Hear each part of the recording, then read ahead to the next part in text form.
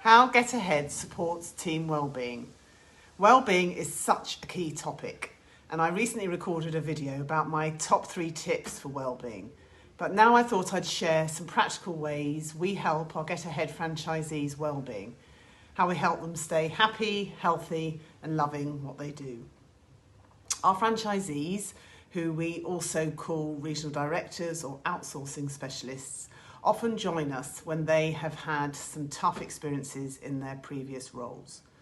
Perhaps not getting the flexibility they need and deserve in a corporate environment, or not having that work-life balance that we all crave when running their own business.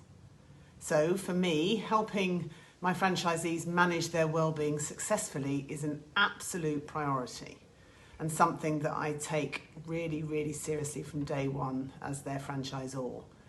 I've also recently trained as a mental health first aider, and that course was amazing and really helped me focus my mind on my responsibilities as a business leader.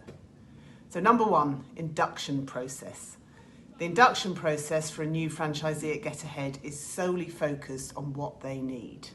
Yes, there is obviously consistent content that I use with every new regional director, but importantly, there is also tailored content for their needs, bespoke for them. So if a new franchisee is possibly nervous about a certain part of the role or feels that they maybe need extra training in a certain area, we will support them with this. And it means that every franchisee starts on a strong foundation, which I have found invaluable to their well-being. Secondly, our monthly one-to-ones.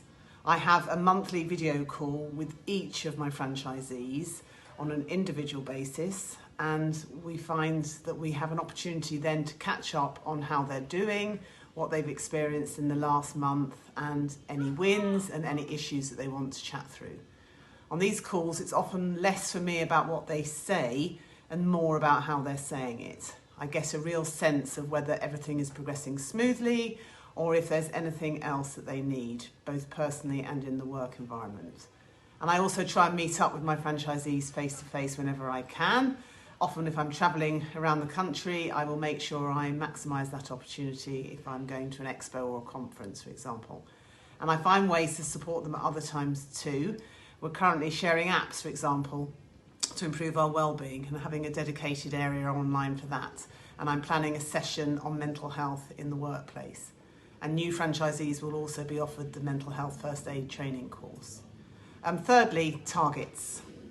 I will review targets with my regional directors on a monthly basis. However, really importantly, I don't require them to meet specific targets. Yes, we agree what they're aiming for, how they're going to get there, but I don't sort of crack the whip and insist on them getting specific targets. It's totally bespoke for them, as the franchise is their business unit, and we will monitor that monthly and quarterly.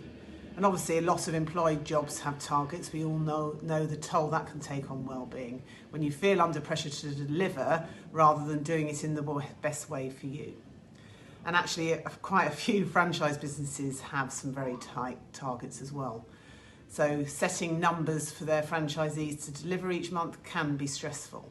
So my belief is very much that my regional directors, my franchisees, perform best when they have goals and are supported to get there with my help, rather than having the pressure piled on from day one and them getting totally out of their comfort zone. So I hope you found those tips helpful. That's very much at the core of what I do as a leader in my business to support both my franchisees but also the virtual experts that work with us too. Thank you.